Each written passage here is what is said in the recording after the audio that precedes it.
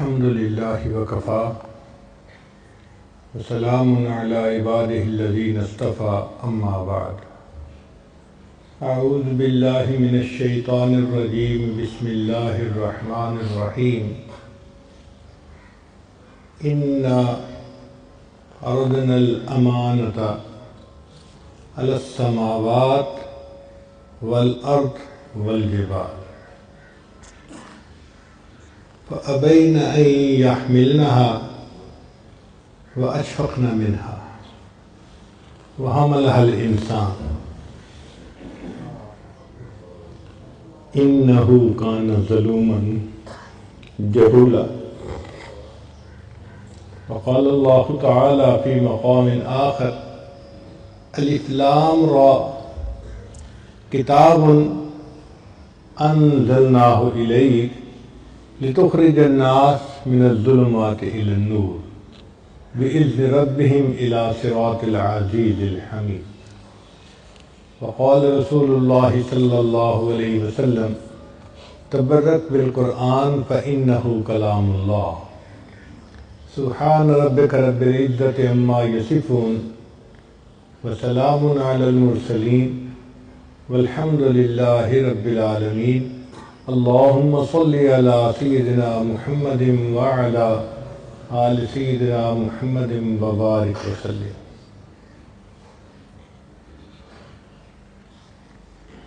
اللہ رب العزت نے قرآن مجید کو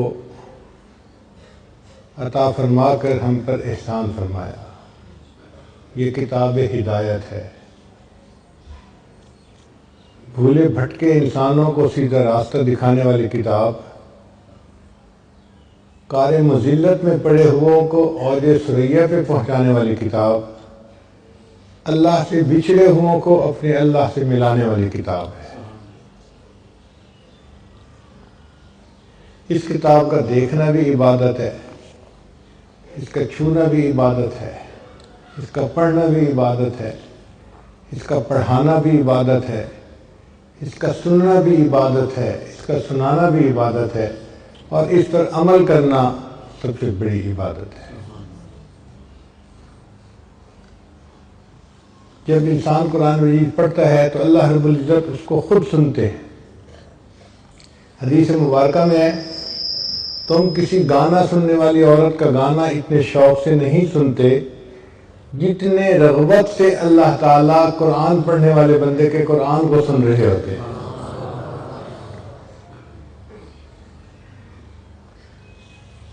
فرشتوں کو اللہ تعالیٰ نے قرآن مجید سننے کی صلاحیت دی، پڑھنے کی صلاحیت نہیں دی.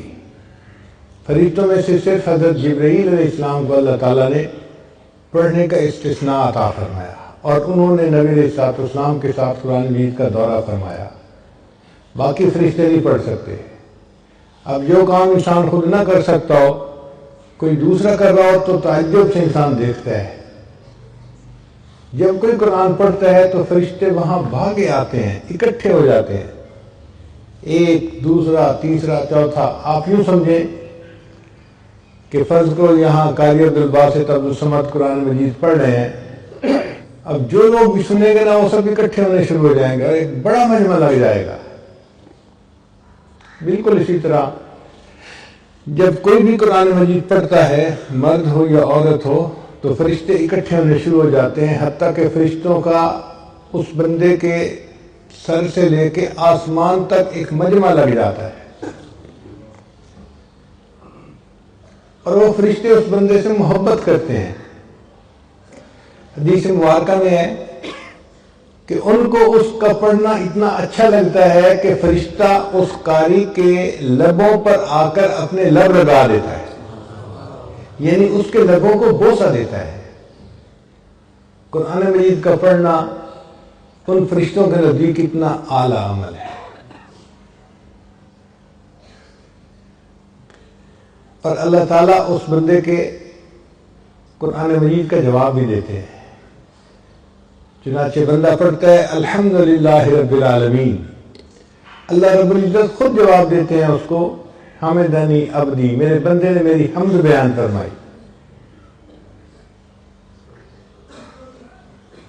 پھر وہ اگلی آیت پڑھتا ہے، اللہ تعالیٰ اس کو بھی جواب دیتے ہیں۔ ایک ایک آیت قاری پڑھتا جاتا ہے اور اللہ تعالیٰ اس کا جواب دیتے جاتے ہیں، اور یوں قرآن مجید کی تلاوت مکمل ہوتی ہے۔ آپ غور کیجئے وہ کیسی کیفیت ہوگی کہ جس میں بندہ پڑھ رہا ہے اور اللہ رب العزت جواب دے رہے ہیں۔ اس لیے قرآن مجید کا پڑھنا ایک بہت ہی عظیم عمل ہے۔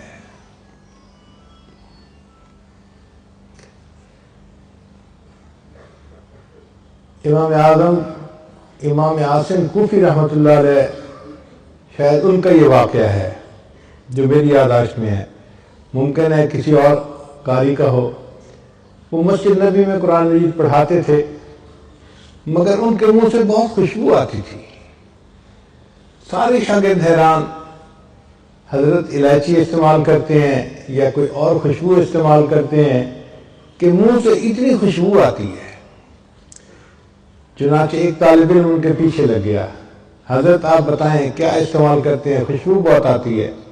وہ بار بار کہتے بھائی میں کچھ منہ میں نہیں ڈالتا، حضرت خوشبو بہت آتی ہے، بھائی میں کچھ نہیں ڈالتا۔ اب کچھ بچے ہوتے ہیں نا لسوڑا ٹائپ، چپک ہی جاتے ہیں، وہ بھی اسی طرح کا تھا، لگا رہا حضرت آخر کوئی تو وجہ ہے، آخر یہ خوشبو کیوں آتی ہے؟ تو جب اس نے اصرار کے ساتھ پوچھا تو حضرت نے فرمایا کہ مجھے ایک رات خواب میں نبی علیہ السلام کی زیارت نصیب ہوئی۔ اللہ کے حبیب صلی اللہ علیہ وسلم نے فرمایا کہ عاصم تم میری مسجد میں قرآن پڑھانے میں مشغول رہتے ہو، لاؤ میں تمہارے لبوں کو بوسہ دوں۔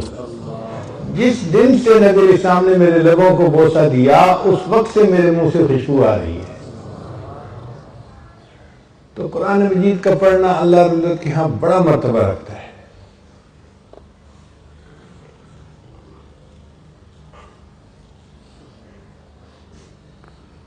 انسان قرآن مجید کو پڑھے تو محبت کے ساتھ، شوق کے ساتھ۔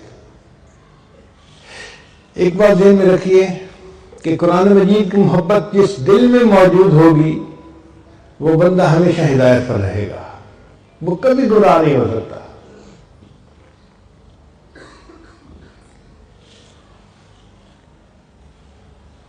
میں آج آپ کو دو واقعات سناتا ہوں، ایک نوجوان لڑکے کے اور ایک نوجوان لڑکی کا واقعہ۔ امریکہ میں ایک نوجوان انجینئر تھا اور بڑی ٹھاٹھ کی زندگی گزار رہا تھا۔ کسی انگریز لڑکی کے ساتھ اس کا تعلق بن گیا۔ اب وہ لڑکی اتنی حور پری قسم کی چیز تھی کہ لڑکا چاہتا تھا کہ بس کچھ بھی ہو میری اس سے شادی ہو جائے۔ لڑکی نے کہا کہ میرے والدین عیسائی ہیں، مجھے ان سے بات کرنی پڑے گی۔ جب اس نے اپنے والدین سے بات کی کہ یہ لڑکا شادی کا خواہش مند ہے، تو ماں باپ نے کہا کہ ہاں ہم کچھ شرائط پر شادی کرنے کے لیے تیار ہیں۔ پہلی شرط یہ کہ یہ لڑکا اپنے ماں باپ کو چھوڑ دے، مسلمان دوستوں کو چھوڑ دے اور ہمارے معاشرے میں آ کر ہمارے ساتھ رہے،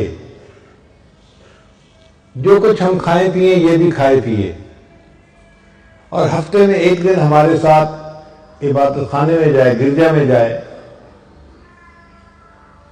اگر یہ ان تمام شرائط کو منظور کرتا ہے تو ہم شادی کے لیے تیار ہیں۔ وہ لڑکا اس لڑکی کی محبت میں اتنا اندھا ہو گیا تھا کہ اس نے تمام شرائط مان لی، اپنا گھر چھوڑ دیا، اپنے دوست چھوڑ دیے، کافروں کے محلے میں جا کے اس نے گھر لے لیا اور اس لڑکی کے ساتھ اس نے شادی کر لی۔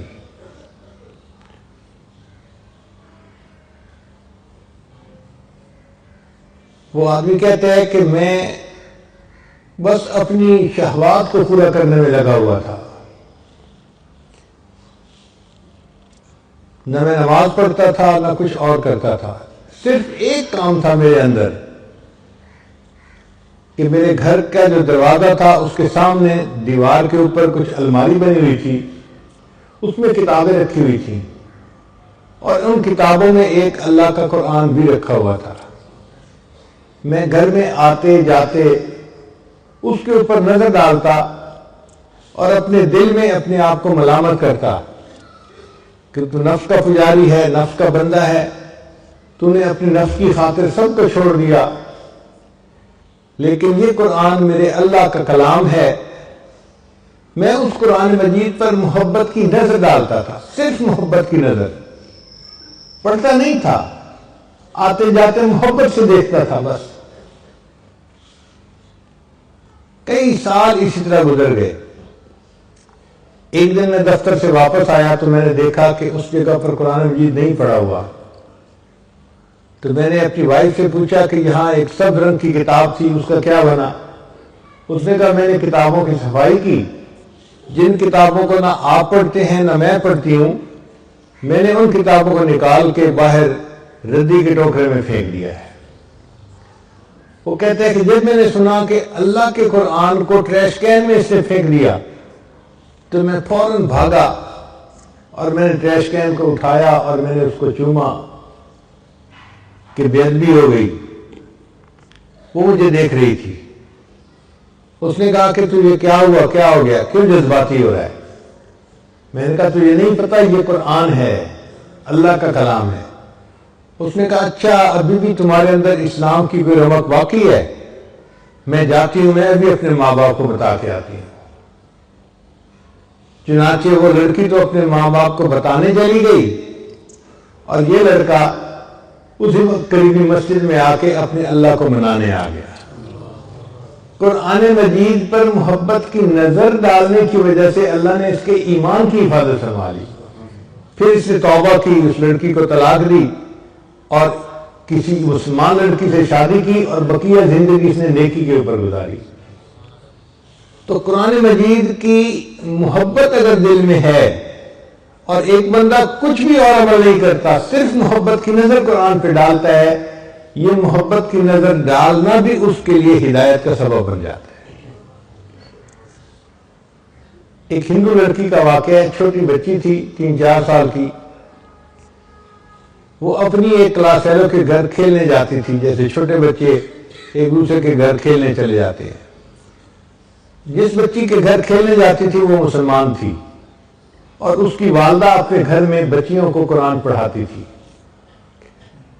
چنانچہ اس کی کلاس فیلو لڑکی کچھ دیر کھیلتی اور پھر اس کی والدہ اس کو قرآن پاک پڑھنے کے لیے بلا لیتی۔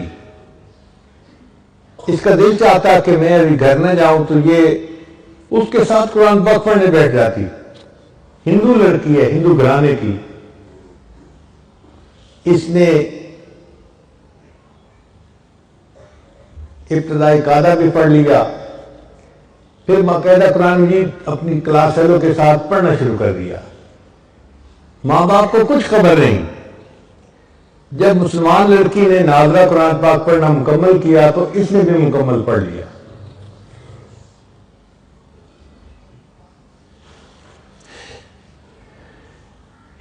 پھر ایک وقت آیا کہ یہ بچی جوان ہو گئی، ماں باپ نے اس لڑکی کی شادی ہندوؤں میں ایک ایسے نوجوان سے کی جو بہت متشدد ہندو تھا، بہت متشدد تھا، وہ مسلمانوں کا نام سننا ہی پسند نہیں کرتا تھا۔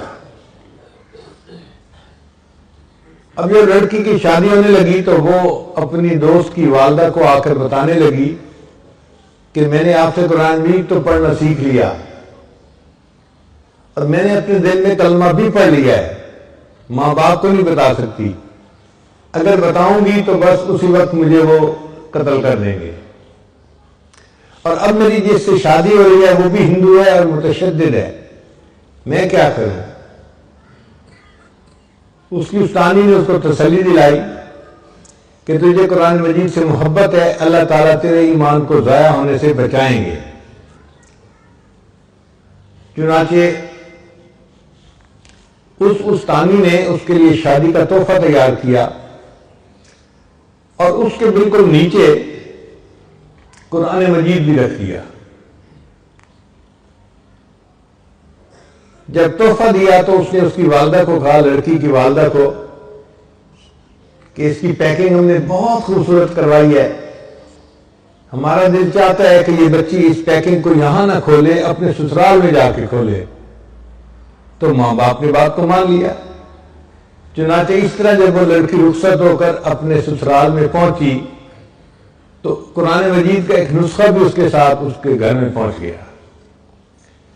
لڑکی نے وہاں جا کے اس کو اپنے کہیں سامان میں چھپا لیا۔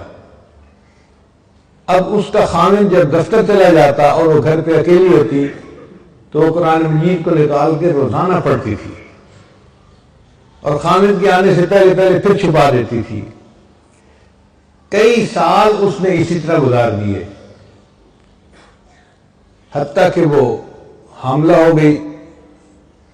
اب وہ سوچتی میں نے اپنے ایمان کو چھپایا ہوا ہے، خامن گھر پہ نہیں ہوتا تو میں قرآن مجید پڑھ لیتی ہوں، اگر میرا بچہ پیدا ہوا تو میرے بچے کا ایمان کا کیا بنے گا؟ اور وہ دعائیں مانگتی کہ اللہ کوئی ایسی ترتیب بنا کہ میں اپنے بچے کو کلمہ پڑھاؤں اور وہ بھی مسلمان بن جائے۔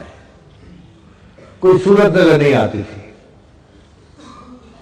اللہ کی شان دیکھیں، ایک دن اس کے خامن نے ہاسپٹل میں ٹیسٹ کروائے تو کینسر ڈائیگنوز ہو گیا کہ جس بندے کو کینسر ہے۔ خامن بڑا پریشان گھر آیا، اپنی بیوی کو دیکھ کے رو رہا ہے۔ بیوی نے پوچھا رو کیوں رہے ہو؟ اس نے کہا تم اتنی خوبصورت ہے، اتنی وفادار، اتنی محبت کرنے والی ہے، اور تیرا میرا ساتھ اب چند دن کا ہے، میں بس اب مرنے کے قریب ہوں۔ ڈاکٹر نے مجھے لا علاج قرار دے دیا ہے، کینسر اتنا پھیل گیا ہے کہ وہ کہتے ہیں کہ بس تو 1 مہینہ بھی زندہ نہیں رہے گا۔ اس بیوی نے کہا کہ نہیں آپ پریشان نہ ہو، میرے پاس اس کی ایک دوا ہے، وہ میں کرتی ہوں، مجھے امید ہے آپ صحت یاب ہو جائیں گے۔ تو خامن نے وعدہ کر لیا کہ اگر میں صحت یاب ہو گیا تو جو تم کہو گے میں وہ کام کر دوں گا، میں پوری کر دوں گا تمہاری خواہش کو۔ اس لڑکی نے سورہ فاتحہ پڑھ کے اس کو دم کرنا شروع کر دیا، کیونکہ اس نے اپنی استانی کو دیکھا تھا، وہ بیمار بچوں کو سورہ فاتحہ پڑھ کے دم کیا کرتی تھی۔ خامن پوچھتا تم یہ کیا کر رہی ہو؟ وہ کہتی کہ میں تمہارا علاج کر رہی ہوں، تمہارا میرا وعدہ ہے اگر تم صحت مند ہو گئے تو بس میری بات کو مانو گے۔ تو خامن نے اس سے مزید پوچھنا چھوڑ دیا کہ تم کیا کرتی ہو کیا نہیں کرتی۔ اللہ کی شان 1 مہینہ وہ لڑکی اس کو سورہ فاتحہ پڑھ کے دم کرتی رہی۔ پھر مہینے کے بعد جب ٹیسٹ کروائے تو ڈاکٹر نے کہا کہ آپ کو تو کبھی زندگی میں کینسر کا نشان تک نہیں تھا، اللہ نے اس کو صحت عطا فرما دی۔ اب جب رپورٹیں بالکل کلیئر آ گئیں، خامن نے بیوی کو کہا کہ میں اپنا وعدہ پورا کرتا ہوں، بتاؤ کیا کہتی ہو؟ اس نے کہا کہ آپ کلمہ پڑھو مسلمان ہو جاؤ۔ انہوں نے پوچھا تم یہ بات کیوں کر رہی ہو؟ پھر لڑکی نے اپنی پوری سٹوری سنائی کہ میں اپنی کلاس فیلو کی وجہ سے مسلمان عورت کے گھر میں جاتی تھی اور میں نے وہاں سے قاعدہ پڑھا، قرآن پاک پڑھنا سیکھا اور میں دل میں مسلمان ہو گئی تھی، اور جب آپ دفتر چلے جاتے تھے تو میں پیچھے قرآن پاک کی تلاوت کرتی تھی اور میں دعا کرتی تھی کہ اللہ کرے کہ آپ بھی مسلمان ہو جائیں اور میری ہونے والی اولاد بھی مسلمان ہو۔ اب آپ میری بات کو مانیں، آپ نے وعدہ کیا ہوا ہے۔ اللہ کی شان کہ اس نوجوان نے کلمہ پڑھا، وہ بھی مسلمان ہو گیا۔ پھر اس عورت کے ہاں بیٹا ہوا، اس نے اپنے بیٹے کو بھی کلمہ سکھایا۔ اب یہ میاں بیوی اور بیٹا سب مسلمان کلمہ پڑھنے والے۔ ان کو ڈر یہ تھا کہ ہم اگر اظہار کر دیں گے تو ہمارے برادری والے ہمیں زندہ نہیں چھوڑیں گے۔ خامن نے کہا فکر نہ کرو، میں اس کا بندوبست کرتا ہوں۔ اس نے اپنی جاب کے لیے سعودی عرب اپلائی کیا اور اللہ نے اس کو ایک اچھی جاب عطا فرما دی۔ چنانچہ یہ اپنی بیوی اور بچے کو لے کے سعودی عرب چلا گیا اور باقی زندگی اس نے سعودی عرب میں مسلمان بن کے گزاری۔ یہ قرآن کی تلاوت بھی کرتا تھا اور وہاں 5 وقت کی نمازیں بھی پڑھتا تھا۔ قرآن مجید کی محبت نے اس لڑکی کے ایمان کو بچا لیا۔ قرآن مجید کہف ہے، جیسے اصحاب کہف کے ایمان کو اللہ نے کہف کے اندر محفوظ فرما لیا تھا، قرآن مجید بھی کہا ہے جو اس سے محبت کرے گا اس کا ایمان محفوظ رہے گا۔ چنانچہ قرآن مجید کی باقاعدہ تلاوت کرنا، اس کا درس سننا، ترجمہ پڑھنا، اس کو یاد کرنا، یہ سارا کا سارا ایسا عمل ہے کہ جس سے اللہ تعالیٰ بندے کے ایمان کی حفاظت فرماتے ہیں۔ یہ کتاب ہدایت ہے، بندے کو ہدایت نصیب ہوتی ہے۔ آپ اگر رکشے کو دیکھیں نا تو دیکھتے ہی پتہ چلتا ہے کہ یہ ایک ایسی مشین ہے جو بچوں، عورتوں کو، مردوں کو محلے کے ایک حصے سے لے کے دوسرے حصے تک پہنچا دیتی ہے۔ بس کو دیکھیں تو فوراً خیال آتا ہے یہ مسافروں کو ایک شہر سے لے کے دوسرے شہر تک پہنچا دیتی ہے۔ اگر آپ ٹرک کو دیکھیں تو خیال آتا ہے کہ یہ سامان ایک شہر سے دوسرے شہر پہنچاتا ہے۔ کرین کو دیکھیں تو فوراً ذہن میں خیال آتا ہے کہ یہ وہ مشین ہے جو بوجھ کو نیچے سے اٹھا کر اوپر رکھ دیتی ہے۔ قرآن مجید کو دیکھیں، فوراً دل میں یہ خیال آئے کہ یہ وہ کتاب ہے جو گرے ہوئے انسان کو اٹھا کر عرش کی بلندیوں تک پہنچا دیتی ہے۔ ان اللہ یرفع بہذا الکتاب اقواما، اللہ تعالیٰ اس کتاب کے ذریعے سے قوموں کو عزتیں عطا فرما دیتے ہیں، قوموں کو بلندی عطا فرما دیتے ہیں۔ جو بندہ جتنی ذلت کی زندگی گزار رہا ہو، قرآن مجید سے محبت کرے اور اس کو پڑھنا شروع کرے اور پھر دیکھے اللہ تعالیٰ کس طرح اس کو عزتوں کا تاج عطا فرماتے ہیں۔ یہ عزتیں دینے کے لیے آیا ہے، گرے ہوئے انسانوں کو اٹھانے کے لیے آیا ہے۔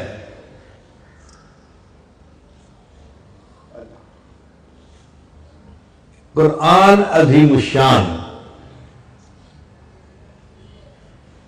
سیدنا عمر رضی اللہ عنہ کا زمانہ ہے، آپ اپنے فوجیوں کو لے کے مکہ مکرمہ میں ایک پہاڑی کے اوپر چڑھ رہے ہیں۔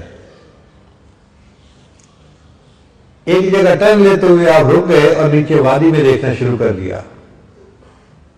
اب دوپہر گرمی کا وقت ہے، سب لوگ پسینے میں شرابور، اور امیر المومنین کھڑے ہیں، ان کی وجہ سے باقی لوگ بھی کھڑے ہیں۔ کسی نے پوچھا امیر المومنین خیریت تو ہے؟ آپ کی وجہ سے اتنے لوگ دھوپ میں کھڑے ہیں۔ تو عمر رضی اللہ عنہ نے فرمایا کہ ہاں یہ وہ جگہ ہے جہاں میں اپنے کفر کی حالت میں اونٹوں کو چرانے کے لیے آتا تھا، اور مجھے اونٹ چرانے نہیں آتے تھے تو میرا والد خطاب مجھے ڈانٹتا تھا، مارتا تھا، عمر تم ہی کیا زندگی گزارے گا، تجھے تو اونٹ چرانے بھی نہیں آتے۔ ایک وہ زمانہ تھا کہ عمر کو اونٹ چرانے نہیں آتے تھے، اور آج اسلام اور قرآن کی برکت سے اللہ نے عمر کو امیر المومنین بنا لیا ہے۔ یہ یوں اٹھاتی ہے کتاب کہ جس کو جانور چرانے نہیں آتے اس کو امیر المومنین بنا دیتی ہے، عزتیں عطا کرنے والی کتاب، اور یہ دلوں میں اپنا راستہ خود بنا لیتی ہے۔ آپ بتائیے دریاؤں کے راستے کبھی کسی نے بنائے؟ دریا اپنے راستے خود بنا لیا کرتے ہیں۔ یہ قرآن مجید رحمت کا وہ دریا ہے جو سینوں میں اپنے راستے خود بنا لیا کرتا ہے۔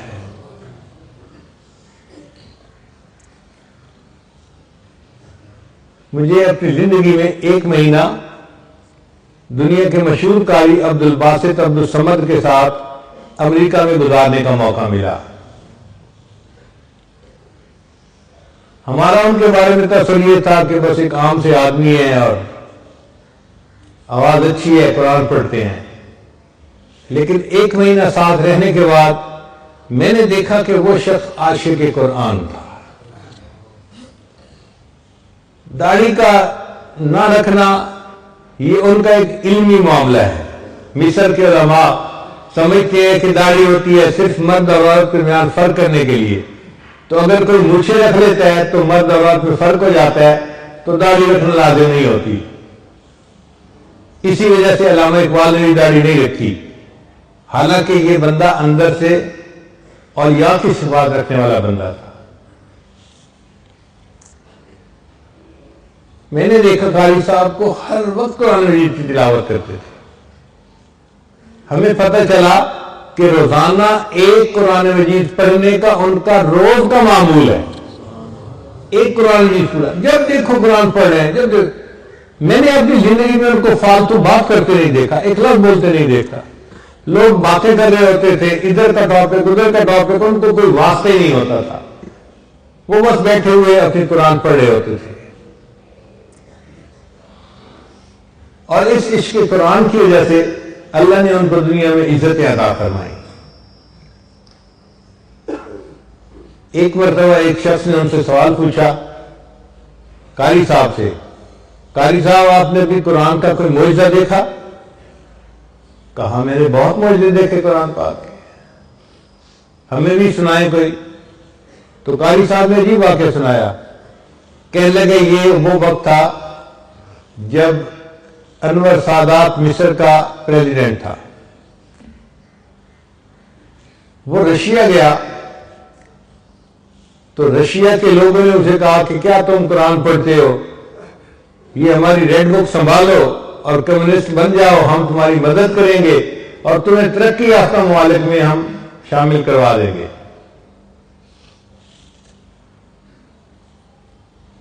تو اس نے آگے سے کچھ جواب دینے کی کوشش تو کی مگر ان کی تسلی نہ کروا سکا. تو دل میں کسک رہ گئی کہ میں نے بات کا جواب ٹھیک نہیں دے سکا. کوئی 1-2 مہینے کے بعد دوبارہ اس نے رشیا جانا تھا. قاری صاحب کہتے ہیں مجھے صدر صاحب کا پیغام ملا کہ آپ نے میرے ساتھ رشیا جانا ہے. میں سوچ میں پڑ گیا، قاری عبد الباسط کی ضرورت پڑے تو سعودی عرب میں، پاکستان میں، مسلمان ممالک میں جہاں اس قرآن کے ماننے والے ملتے ہیں. رشیا تو دہریوں کا ملک ہے، کمیونسٹوں کا ملک ہے، وہاں قرآن مجید سننے والا کون ہوگا؟ خیر میں تیاری کر کے ساتھ چلا گیا. وہاں جا کے صدر صاحب نے ان سے میٹنگ کی. جب میٹنگ کے بعد آپس میں گفتگو اپنی پرسنل شروع ہوئی تو صدر صاحب نے کہا کہ یہ میرے ساتھی ہیں، یہ کچھ پڑھیں گے. ان کو سمجھ نہ آئی کہ کیا پڑھیں گے. ان کا اچھا جو کر رہے ہیں کریں. مصر صاحب قاری صاحب کہتے ہیں کہ مجھے اشارہ ہوا کہ جی آپ ان کو قرآن سنائیں. ان دہریوں کے سامنے میں نے قرآن پڑھنا شروع کیا. طٰہٰ ما انزلنا علیک القرآن لتشقى الا تذکرۃ لمن یخشی. قاری صاحب کہتے ہیں میں پڑھتا رہا. پورا رکوع جب میں نے پڑھ کے اوپر سر اٹھایا تو میں نے دیکھا کہ 5-6 بندے ایسے تھے ان کمیونسٹوں میں جو آنسوؤں سے رو رہے تھے. تو صدر صاحب نے ان سے پوچھا کہ بھئی تم رو کیوں رہے ہو؟ وہ کہنے لگے کہ ہمیں نہیں پتا یہ بندے نے کیا کیا ہے، ہم اس کو نہیں سمجھتے، لیکن اس کے پڑھنے میں تاثیر ایسی تھی کہ ہمارے دلوں پہ اثر ہوا ہے اور ہمارے اوپر حکمت عالی ہو گئی ہے. قاری صاحب کہتے ہیں میں نے اپنی آنکھوں سے قرآن کا معجزہ دیکھا کہ جو لوگ قرآن کو مانتے نہیں، خدا کو نہیں مانتے، قرآن ان کے سامنے پڑھا جاتا ہے، قرآن ان کے دلوں کو بھی گدگدا دیتا ہے. یہ رحمتوں کا وہ دریا ہے جو سینوں تک اپنے راستے خود بنا لیا کرتا ہے. تو قرآن مجید کتاب ہدایت ہے، جو اس سے محبت کرے گا اس کا ایمان محفوظ رہے گا. اور آج اس دجالی فتنے کے دور میں قرآن مجید کی محبت انتہائی ضروری ہے.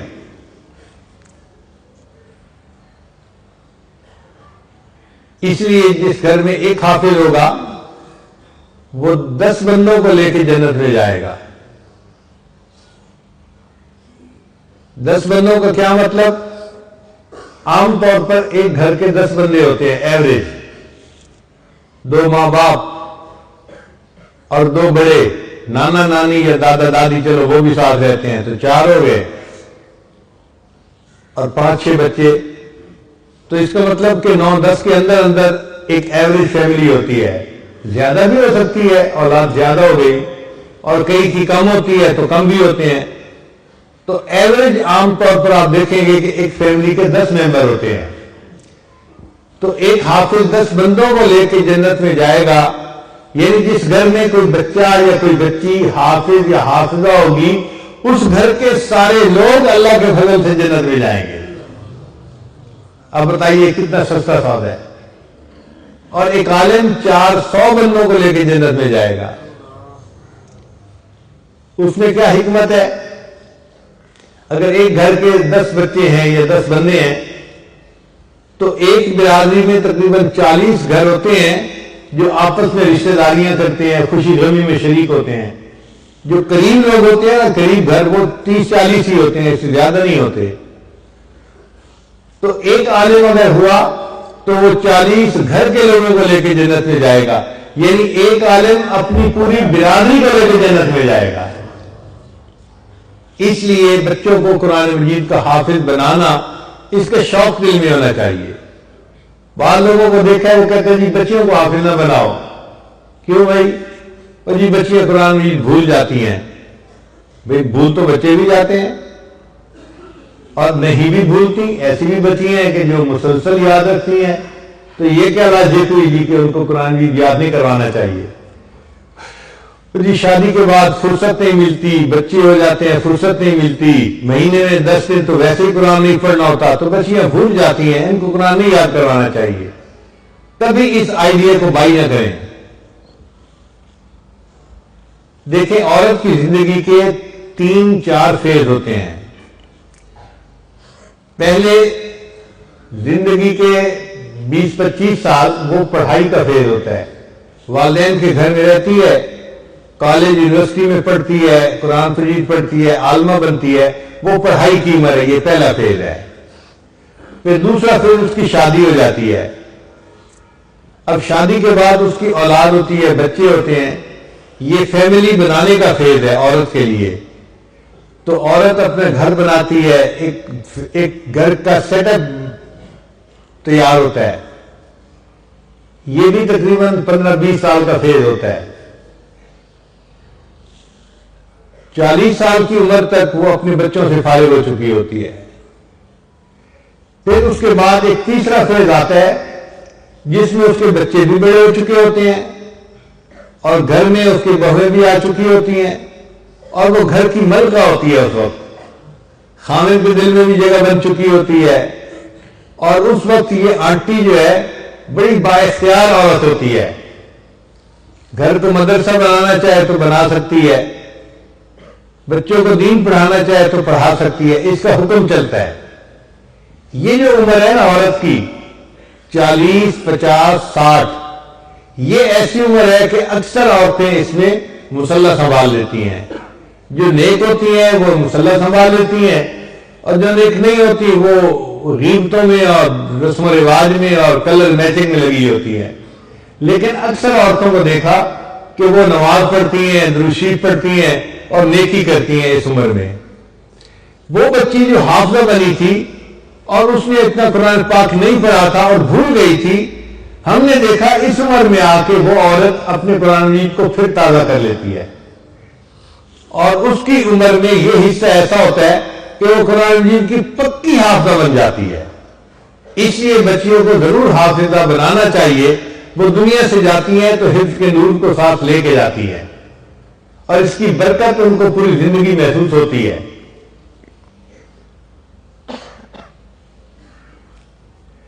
قرآن مجید کے متعلق یہ ذہن میں رکھیے کہ جس بندے نے نیت کر لی کہ میں نے قرآن مجید یاد کرنا ہے، اگر اس نے تھوڑا سا یاد کیا، 1 صفحہ یاد کیا، 2 صفحے یاد کیے اور وہ فوت ہو گیا، حدیث پاک میں آتا ہے اللہ تعالیٰ قبر میں ایک فرشتے کو متعین فرماتے ہیں جو اسے قرآن مجید یاد کرواتا ہے.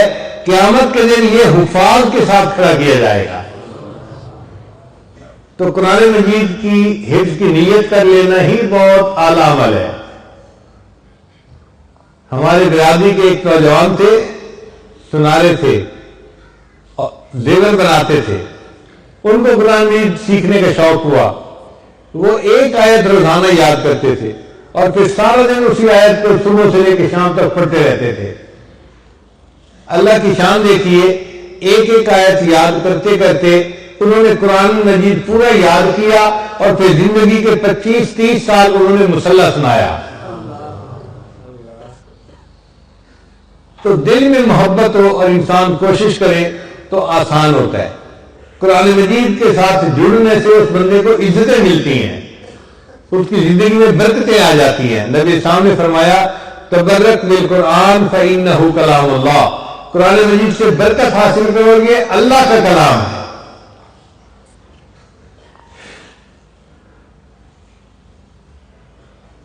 تو قرآن مجید کی محبت کو دل میں بڑھائیے اور قرآن مجید کی تلاوت کو اپنے لیے حرز جاں بنا لیجیے۔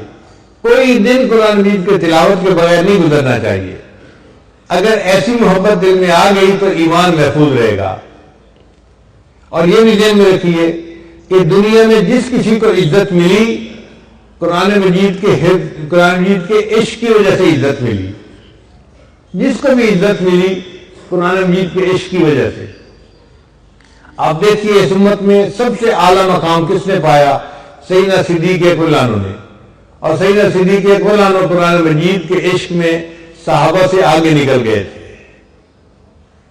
جب عفق کا واقعہ پیش آیا اور نبی علیہ السلام صدیق اکبر عنہ کے گھر گئے تو صدیق اکبر کیا کر رہے تھے؟ قرآن بیٹھے پڑھ رہے تھے۔ یہ قرآن کی محبت تھی جس نے ان کو انبیاء کے بعد مخلوق میں سب سے زیادہ افضل مقام عطا فرما دیا۔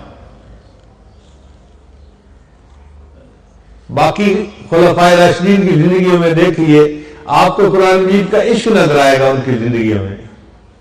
سیدنا عثمان غنی تو خیر بہت بڑے عاشق قرآن تھے، فرمایا کرتے تھے لو طہرت قلوبکم ما شبعتم من کلام ربکم، اگر تمہارے دل پاک صاف ہوتے تو یہ قرآن مجید پڑھنے سے کبھی بھی نہ بھرتے۔ آج قرآن مجید پڑھنے کو دل کیوں نہیں چاہتا؟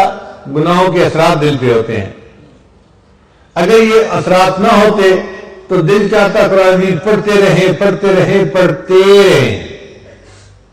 جس طرح ایک پیاسا بندہ دھوپ سے گھر میں آتا ہے تو اس کو کھانے کے لیے آئس کریم دے دی جائے تو وہ ہر چمچ کو کھاتا ہے اور مزے لے کے کھاتا ہے۔ اسی طرح اللہ والوں کے دل میں قرآن مجید کی ایسی محبت ہوتی ہے، وہ اس کی ایک ایک آیت کو پڑھتے ہیں اور ہر آیت کو پڑھنے پر قرآن مجید کے ان کو مزے آ رہے ہوتے ہیں۔ اس لیے امام اعظم ابو حنیفہ رحمۃ اللہ علیہ رمضان مبارک میں 63 مرتبہ قرآن مجید مکمل پڑھا کرتے تھے، ایک دن میں اور ایک رات میں 60 ہو گئے اور 3 تراویح کے اندر تو 63 قرآن مجید کا معمول تھا۔ اور امام اعظم کو یہ جو بڑا مرتبہ ملا یہ اسی عشق قرآن کی وجہ سے ملا۔ امام شافعی رحمۃ اللہ علیہ عاشق قرآن تھے، اپنے بارے میں خود فرماتے ہیں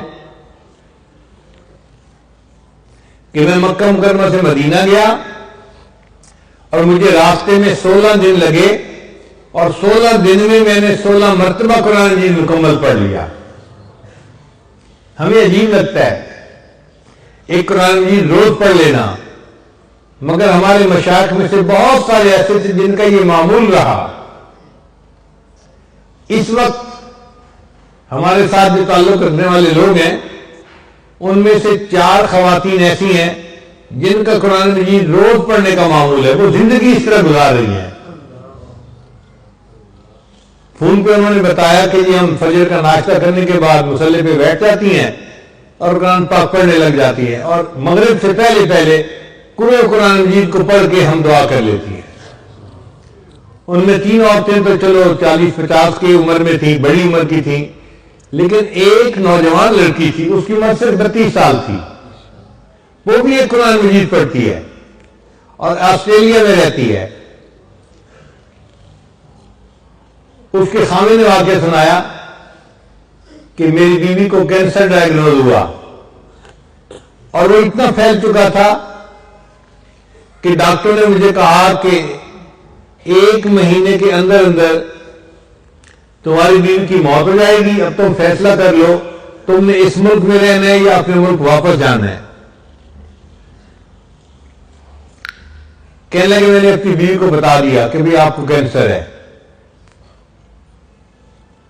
اس اللہ کی بندی نے قرآن مجید کی تلاوت شروع کر دی، ہر وقت قرآن پڑھتی رہتی۔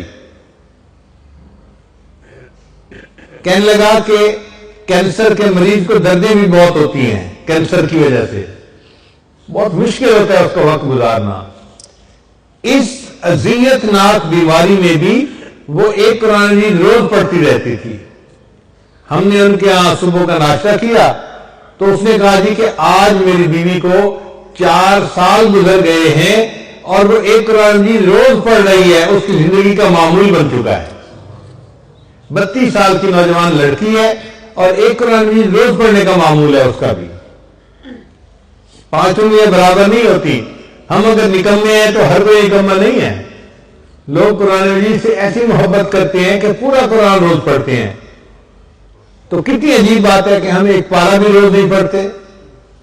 کتنے لوگ ایسے ہیں جو روز اخبار پڑھتے ہیں. ہم قرآن مجید کو اتنا تو درجہ دینا کہ روزانہ ایک پارہ ضرور پڑھیں. ہمارے حضرت فرماتے تھے ایک پارہ نہیں پڑھ سکتے تو چلو آدھا صحیح پڑھیں تو صحیح نا، قرآن مجید کھولیں تو صحیح، اس سے محبت کا اظہار تو کریں. تو قرآن مجید کا ادب کرنا، اس کے ساتھ محبت رکھنا، یہ بندے کے لیے عزتوں کا سبب ہے. مصر میں جو مشہور بادشاہت گزری، خلافت عثمانیہ جس کو کہتے تھے، تو یہ جو عثمان نوجوان تھا، قرآن مجید کی محبت کی وجہ سے اللہ نے اس کو وقت کی شاہی عطا فرمائی تھی.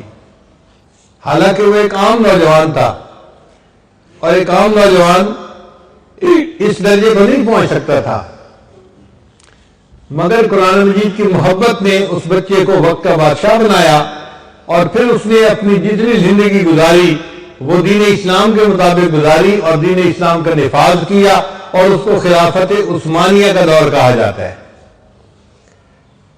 تو عشق قرآن کی وجہ سے عزتیں ملی.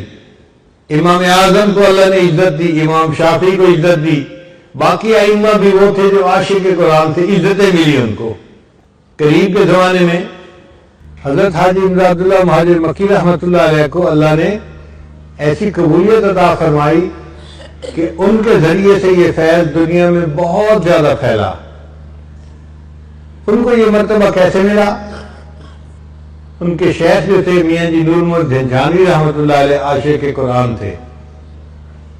تو جس کو بھی دنیا میں اونچا مرتبہ ملا، اونچا مقام ملا، آپ یہ سمجھ لیجئے کہ وہ یا تو خود عاشق قرآن ہوگا یا اس کے پیچھے کسی عاشق قرآن کی دعائیں ہوں گی جس کی وجہ سے یہ رتبہ ملا. حضرت مولانا الیاس رحمۃ اللہ علیہ سے اللہ نے دعوت و تبلیغ کا کام لیا. یہ کتنی بڑی سعادت ہے. ان کے والد جو تھے وہ عاشق قرآن تھے، بچوں کو قرآن پڑھایا کرتے تھے، اور یہ اس والد کی دعا تھی کہ اللہ نے ان کے بیٹے کو اتنے عظیم مقصد کے لیے قبول فرما لیا. سید عطا اللہ شاہ صاحب بخاری رحمۃ اللہ علیہ، آج بھی ان کا نام لیا جاتا ہے. اللہ نے ان کو کیوں عزتوں سے نوازا؟ عاشق قرآن تھے. قرآن مجید پڑھتے تھے، بندے کا دل مول لیا کرتے تھے.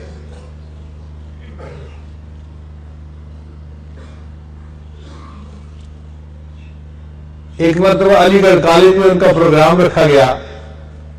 وہاں پہ 2 مختلف جماعتیں تھیں، ایک ان کے موافق تھی اور دوسری ان کے مخالف تھی، مگر مخالف جماعت کا زور زیادہ تھا. انہوں نے فیصلہ کیا کہ ہم نے عطا اللہ شاہ صاحب کو تقریر نہیں کرنے دینی. چنانچہ جب ان کو اسٹیج پہ بلایا گیا کہ شاہ صاحب آئے تقریر کرے، تو وہ طلباء کھڑے ہو گئے اور انہوں نے نعرے بازی شروع کر دی، ہلے بازی شروع کر دی کہ ہم نے بیان نہیں سننا، نہیں سننا. بہت شور مچایا. حضرت شاہ صاحب مائک پہ تشریف لائے اور طلباء کو فرمایا کہ عزیز طلباء، مجھے تقریر کے لیے بلایا گیا ہے اور آپ کہتے ہیں کہ ہم نے تقریر نہیں سننی. میں آپ کی بات مان لیتا ہوں، میں تقریر نہیں کرتا، مگر میں اتنا سفر کر کے آیا ہوں تو کیا آپ مجھے اجازت دیتے ہیں میں آپ لوگوں کو ایک قرآن مجید کا رکوع سنا دوں؟ اب اس بات پہ طلباء کے اندر 2 دھڑے بن گئے. بعض کہتے تھے ہم نہیں سننا، دوسرے کہتے تھے قرآن نہیں سننا، یہ کیا بات ہوئی؟ چنانچہ سننے والے لوگ غالب آ گئے اور ان کا جی حضرت آپ قرآن سنائیے. حضرت شاہ صاحب نے ایک رکوع کی تلاوت فرمائی اور قرآن مجید کی تاثیر ایسی تھی کہ پورے مجمع کے دل جو تھے اس سے متاثر ہوئے.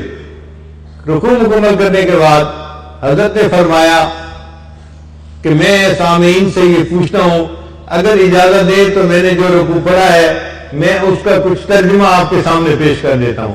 مجمع کا بہت اچھا، اور حضرت شاہ صاحب نے 3 گھنٹے تقریر فرمائی۔ تو دنیا میں جس کو عزتیں ملی ہوں گی نا، جہاں بھی ملی، یا تو وہ خود عاشق قرآن ہوگا، یا اس کے پیچھے کسی نہ کسی عاشق قرآن کی دعا ہوگی، اس کی ماں قرآن مجید کی عاشقہ ہوگی، اس کا والد قرآن مجید کا عاشق ہوگا، اس کی دعاؤں کی برکت سے اللہ نے اس بچے کو پھر یہ عظمت عطا فرمائی۔ آپ اس ادارے کو جو دیکھ رہے ہیں، اتنا بڑا ادارہ ہے اور 27 ملکوں میں قرآن مجید کی تعلیم جاری ہے، اس کی وجہ یہ ہے کہ حضرت قاری صاحب کے اندر اللہ نے قرآن مجید کی محبت رکھی ہے۔ اس قرآن مجید کی محبت کا یہ نتیجہ ہے کہ اللہ نے ان کو عزتیں عطا فرما دی ہیں۔ ان اللہ یرفع بہذا الکتاب اقواما، اللہ اس کتاب کے ذریعے سے قوموں کو بلندی عطا فرماتے ہیں۔ آپ قرآن مجید سے محبت کر کے تو دیکھیے، آپ کو خود بات سمجھ میں آ جائے گی۔ ہمارے حضرت رحمۃ اللہ علیہ فرماتے تھے، تیرے ہاتھ میں ہو قرآن اور تو دنیا میں رہے پریشان، تیرے ہاتھ میں ہو قرآن اور تو دنیا میں رہے غلام، غلامی نفس کی ہو، شیطان کی ہو یا کسی انسان کی ہو، نہ ہمیں کہتا ہے یہ قرآن، اور میرے ماننے والے مسلمان، اقرا وربک الاکرم، تو پڑھ قرآن، تیرا رب کرے گا تیرا اکرام، تیرا رب تجھے عزت و وقار دے گا، تیرے ظاہر و باطن کو نکھار دے گا۔ تو قرآن مجید عزتیں دینے والا ایک مقناطیس ہے جو اللہ نے ہمارے پاس بھیج دیا ہے۔ اس کو صرف طاقتوں کی زینت بنا کے نہ رکھیے، اس کو اپنے دل میں جگہ دیجیے، اس سے محبت کیجیے، اس کی تلاوت کیجیے، پھر دیکھیے اس کی برکت سے اللہ تعالیٰ آپ کی زندگی میں کیسے برکتیں عطا فرماتے ہیں۔ اللہ تعالیٰ ہمیں قرآن مجید کا حافظ بنائے، عالم بنائے، قاری بنائے، قرآن مجید کا داعی بنائے، قرآن مجید کا ناشر بنائے، اللہ تعالیٰ ہمیں قرآن مجید کا عاشق بنائے، اور پوری زندگی اسی عشق کے اوپر جمع رہنے کی توفیق عطا فرمائے۔ وآخر دعوانا ان الحمد للہ رب العالمین۔